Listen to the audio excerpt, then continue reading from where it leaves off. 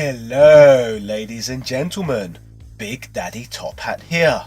A few weeks ago on here we looked at Rival Schools, the Capcom 3D polygon graphic based fighting game that shares many mechanics and similarities with the Capcom Versus series.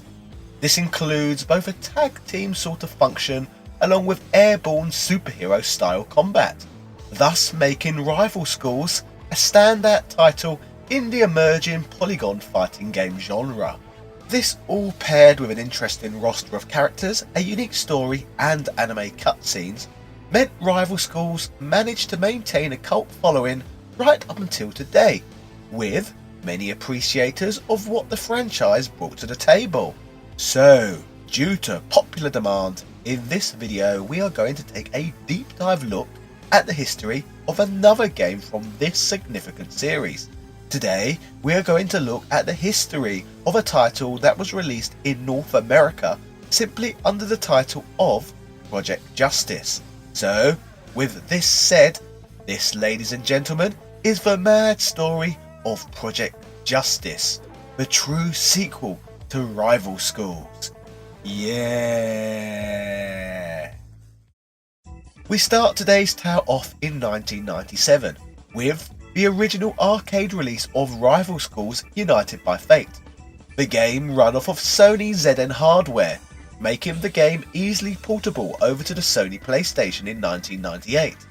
The game would be released around the world throughout that same year. After the release of this game, things get a tad more chronologically confusing.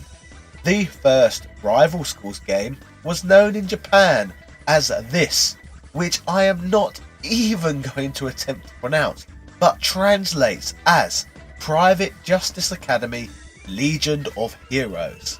Now, as we know from discussing Rival Schools in a previous video, the game would receive an updated re-release, much like what Capcom consistently do with Street Fighter 2, when they gave us super versions, turbo versions, etc. The updated version of Rival Schools was only released on the Sony PlayStation, exclusively in Japan under this title, which this time translates as Private Justice Academy Hot-Blooded Youthful Diary 2. Talk about a bloody mouthful, eh? The game would add additional characters, new minigames and an updated version of the school sim mode, but the title remained largely the same. The next installment in the series, on the other hand, would be a true sequel to the original game, and would first see release in Japan in the arcades in the year of 2000.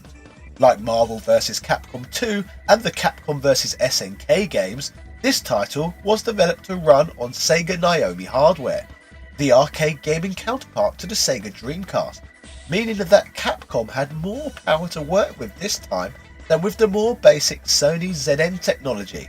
Anyway, let us take a look at this amazing game. また繰り返しの日常へと戻っていった。しかし、今また学園に戦慄が走ろうとしている。学園に何が起こったのか。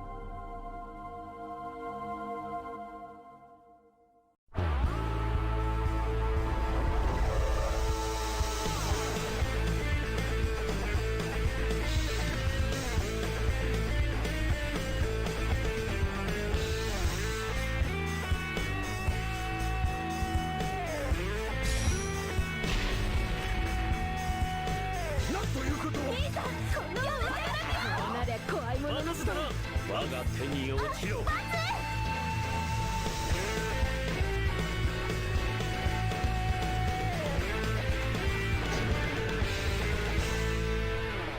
燃えろ。Justice Gakuin! The opening sequence of the game basically establishes this fighter's plot. 1 year has passed since the events of the original game and things are back to normal in the city. The characters have gone back to resume their school lives and are enjoying the calm peace. However, the peace hasn't lasted and the cast have found themselves in a new battle. The intro goes on to show off some of the characters from the series, polygon rendered in their new Sega Naomi glory. From there, hand-drawn illustrations of who appear to be the game's new main antagonist flashes up, along with multiple comic book-like depictions of other representatives from the franchise. All in all, establishing a new arc for the series, which we shall cover more on shortly. In the arcade's selectable story mode, you start out by choosing a high school to play as, with each consisting of a combination of 3 characters. Instantaneously, you may notice that some of these schools have brand new characters within their combinations, and there is even a completely new school that has been added to the lineup as well. But once again, we will get to all of these new faces shortly. The first change you will notice from this screen is that you are prompted to select a team of 3, which is a departure from a team of 2 you are prompted to select in the game's previous installment. Once again, it appears that Project Justice has taken influence one more time from the Capcom Versus series, as Marvel vs. Capcom 2 also upgraded its mechanics from 2-on-2 fights to 3-on-3 fights, so the natural progression makes a lot of sense. The fighting system within this game is lifted from the first Rival Schools title too. However, some notable changes are brought to the table, such as the 3-on-3 combat we just mentioned. This alteration means there are more opportunities to perform team-up attacks in this entry, but also adds the ability to carry out a new type of attack. These are known as party-up attacks, a 3-person special move that varies based on which character is initiating the attack. The extra member also gives players the ability to cancel opponents' team-up specials. This can be achieved by inputting a team-up counter command. If this turn of events takes place, short fighting sequences between one character from each team occurs. If the player who initiated this sequence gets the first hit in prior to the timer expiring, then the incoming team-up attack will be cancelled, switching the game back to the main fight. If the opposing players get the first hit in, or the time limit simply runs out, then the team-up attack will be executed. All in all, offering a very interesting dynamic for competitive play. The Vigor meter present from the previous Rival Schools game also makes a return. However, this time it is limited to 5 levels as opposed to 9. Different techniques require the Vigor meter to be filled to different levels. A 3-person party-up attack costs an entire 5 levels, whereas team-ups cost 2 and cancels only cost 1, meaning you need to be somewhat economical with your choices of moves. Attacks literally come at a cost. The arcade version of this game offers 2 different play modes, the first of which being Story. Story mode lets you pick from a pre-formed team of characters representing a particular school. As we mentioned earlier, this is so players can follow a rigid storyline. Fights come with before and after cutscenes to help progress the story along, but these can vary due to the plot having branching paths, which are determined by match results and decisions made by the combatants. The arcade version also offers free mode, which annoyingly did not allow players at the time of release to play the game for free. However, the joke is on Capcom now, as anyone can emulate this game and play free mode for free. Yeah, so at least there is that. Anyway, free mode lets you form a team out of any 3 characters you want, and matches take place against other random teams of 3. This mode features no story and offers the same amount of freedom provided by Marvel vs. Capcom 2. Both modes end with a boss fight, which we will touch on more shortly, as it is now time to discuss the game's story and new characters. As mentioned earlier in the video, the game is set 1 calendar year after the previous entry in the series. In Project Justice, a mysterious group comes to the forefront, known as the Reverse Society. This group appears to be headed by a cold-hearted, ruthless ninja assassin known as Kuro Kirishima. The group has ambition to rule Japan, so therefore need to take out anyone who would be capable of stopping them. Due to this, Kuro attacks Reizo, the principal of Justice High and the father to Batsu, who are both recurring characters from the last game. Kuro also sends his minions, including his loyal subordinate Momo and older sister Eureka, to cause tension and distrust within the other rival schools, and also carry out a plot to brainwash the leader of the Gedo gang to cause more issues. The final string to Kuro's evil bow is his plan to destroy Batsu, which he executes by disguising himself as a Batsu doppelganger so that he can attack other fighters, leading them to believe Batsu himself was committing the crimes. So as you can see, Kuro exists to cause tension between all of the game's schools and fighters, causing them to fight against each other once again, which is a fun little plot really, and a decent reason for everyone to be fighting all over again. Believe it or not, Kuro does not end up being the game's final end boss, but instead the final battle takes place against Hayo, like in the previous game.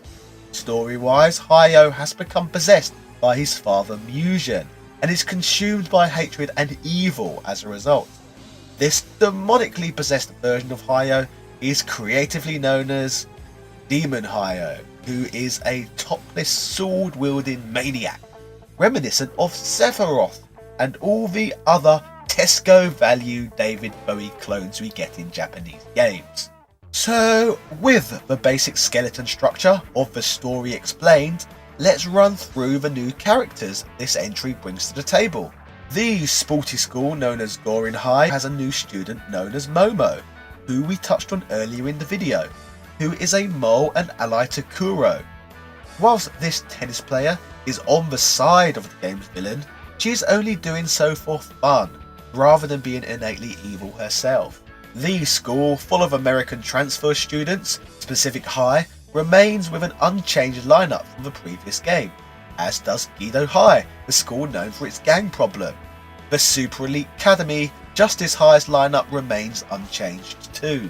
The completely new school the game includes is Seijian High, an all-girls school that promotes the motto of raising women who display feminine virtues and the value of the time-honoured traditions of Japan. Akira, previously of Gedo High, has been sent to this offshore island school. However, this school has a secret underground all-female gang problem. Joining Akira at this school, we also have Zaki, a gang leader, who is confrontational and rough around the edges, but someone who can be forgiving to her friends. Then we have Eureka, the sister of Kuro, who we have touched on earlier in this video. She is seen to be high class and even fights using the violin as a weapon. This girl is basically the female equivalent of me. Also, non-affiliated from the schools, as discussed earlier, we also have the game's main antagonist, Kuro, the character responsible for brainwashing several characters in the game and bringing chaos amongst the schools. In fairness, Kuro is most central to the plot of all. So, we have discussed this arcade game's new fighting mechanics, story, and additional characters this one brought to the franchise.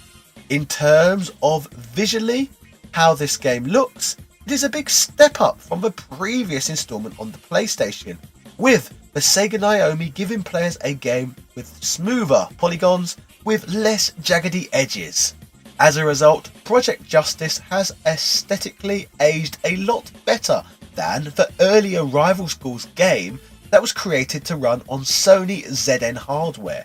These stages offer a nice selection of backdrops that vary in appearance, with obviously many appearing to emulate school settings. We have classrooms, playgrounds and playing fields amongst the selection of stages, as well as a few backdrops that have nothing to do with schools that break things up a little bit. My personal favourite, for example, is the train stage, simply because the level provides a bit more going on in the background. With the Sega Naomi and Sega Dreamcast being so architecturally similar, many elements of the eventual home release of the title on the Dreamcast remained unchanged, and graphically, the title looks just as impressive as it did on arcade hardware. The game would see a Japanese release in December of the year 2000, a European release in April of 2001 as Project Justice Rival Schools 2, and finally a North American release in May of 2001, simply as Project Justice. Like many fighting games that got transferred from the arcades to the home, a range of new play modes were implemented. In addition to the game's story and 3 arcade play modes, the game adds a training mode, league battles, and tournament battle options. The Japanese version of this game and the international version, however, are completely different. If you watched my video on rival schools, you will know the school sim mode present in the Japanese version was not included in the Western release. This was partially due to the dating sim not being something that most Westerners would find appealing within a game. So, this play mode that offers the opportunity to create your own player was cut from the Western release of the PlayStation Classic. Interestingly, in the Dreamcast game, Project Justice, the creator-player mode makes a return, but the dating sim element is gone and has been replaced with a board game format. Interestingly, like the dating sim previously, the board game mode was also axed from international releases. Instead, the Western version of Project Justice offers a range of extra characters to play as, all of which are made up of assets present within the creator player mode from the Japanese version, so each version of the game has its own individual merits. So, that was a basic rundown of the game and its port. So now, let's see what journos of the time thought of this game on release. GameSpot stated, Capcom's Rival Schools was an arcade fighting game that became a PlayStation sleeper hit. The unique game had a nice fun fighting system and the character designs were unlike anything else on the market. These things came together to make the original game a success, and it's these same things that make the oft-delayed Dreamcast sequel worth picking up. Rival Schools looked good for a PlayStation game, and Project Justice makes for a good-looking Dreamcast game.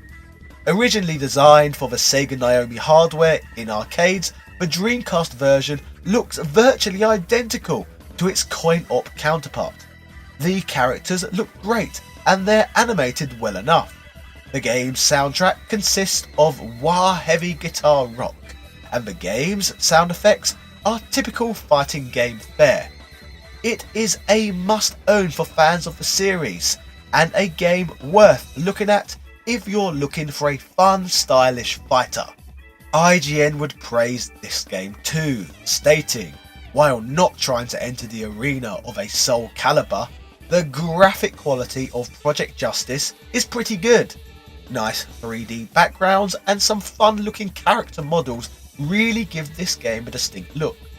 With the power of the Dreamcast, you get a cleaner, more colourful version than the Rival School series on the PlayStation. Project Justice has a pretty solid fighting engine, but as I stated above, this game does not take itself seriously. If you didn't know that from the wacky character designs, you'll definitely notice it when playing the game. Project Justice delivers hilarious fighting action for those that never took high school too seriously. All in all, Project Justice received strong reviews, with many journalists commenting that the game was essentially a more polished version of Rival Schools that had appeared on the PlayStation previously. This is pretty much the perfect summation of what the game is and the reasons to play it. In my previous video I made about Rival Schools, my main criticism for the game was its ugly dated polygon graphics. Project Justice, on the other hand, offers much more palatable visuals that are a little more easy on the eyes today. Project Justice did little to really change the game, however, it is to this day still the final and most polished title in the whole Rival School series. Considering there is not a bad title in the franchise's history, it is a crying shame that Capcom have appeared to put this game to rest. We are now in the year 2020 and it has been a full 20 calendar years since we last got an entry in this series. Even amongst Capcom's fighting crossover games, character representation from the Rival School franchise has been at a bare minimum. The only time a character has re-emerged from this franchise as a playable character was Kyosuke, when he was Rival School's lone representative in Capcom vs SNK 2. And that was bloody 19 years ago now. I think the chances of seeing Batsu and Co. showing up in a Super Smash game in the future is pretty much non-existent, which is a crying shame really, as these titles deserve nothing but respect. Anyway, ladies and gentlemen, I hope you enjoyed reminiscing about this overlooked fighting game. I am hoping that this video brings some much deserved attention back to the game, even if only in a small dose. Let me know in the comment section whether or not you think this franchise deserves to make a return. I would love to hear your thoughts. If you enjoyed this video, please do not forget to like and subscribe for multiple videos covering gaming history every week. I'll be back to cover another fighting game next Thursday. Finally, my channel is partially funded by the generous donations I receive via Patreon. Patrons can earn a credit and a shout out at the end of these videos. These people make working full time on YouTube just that little bit less scary, so I would like to thank you all very much for that. So huge shout outs go out to Sebastian Velez, Carl Johnson, JD Robbins, Sint Spaces, Andrew Bazansky, Asobi Kwang DX, Michael Baker, Tom Elliott, Computer Man, Antonio Rodriguez, Craig Jenkins, Daniel Daly, RetroReversing.com, House of Ted, Dan Barlow Jr., Joel, and all of my other patrons. Yeah, 2020. Cheerio.